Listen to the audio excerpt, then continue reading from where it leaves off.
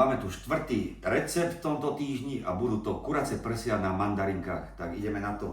Máme tu mandarinky v konzerve, kuracie prsia máme už ošetrené.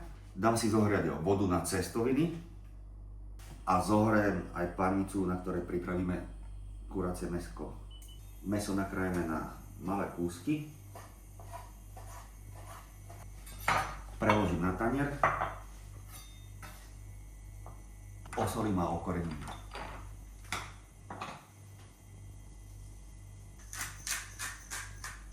Posypem aj čili. Na panicu dám olivový olej. Pripravím si jarnú cibulku. Kompot precedím. Panicu máme pripravenú. Pre istotu to ešte takto otestujeme.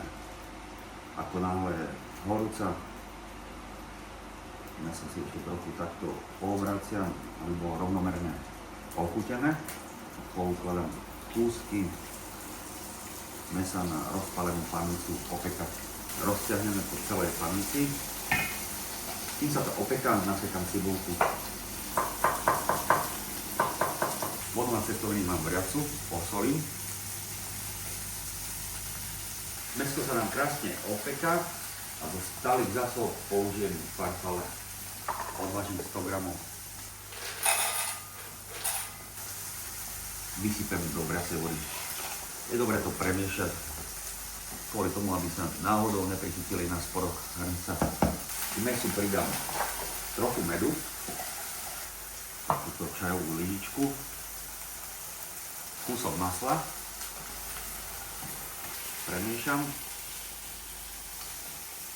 a podlejem šťavou z mandaríny. Zmierním teplotu. Pridám ešte trochu šťavy. Podlejem smotanou na šľahanie. Omáčka vyzerá výborne, každopádne ju ochutnám.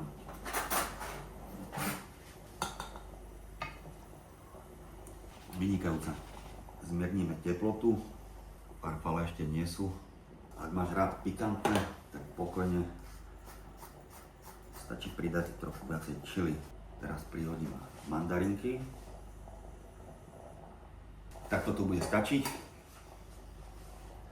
Zľahka premiešam. Prihodím aj cibulku. Kým sa farfalle dovaria, tak si upracem trochu kuchyňu. Tým sa budem cítiť lepšie. Pripravím tanier.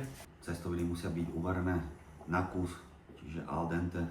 Treba dávať pozor, pretože rozvarené cestoviny určite nechutnajú dobre. Soté prihrejem. No, teraz vložím pripravené farfalle. Poriadne premiešam. Môžem začať servírovať. Voňa to výborne a chutí to bude ešte lepšie. Cestovníky máme pripravené, no a môžeme ich posypať struhaným parmezánom alebo syrom Grana Padano. My ho máme, pretože nám ostal z minulého týždňa. No a ak ste s nami minulý týždeň nevarili, tak si to dozdobte takouto peknou zelenou vňaťkou. Vyzerá to fantasticky, vám prajem dobrú chuť.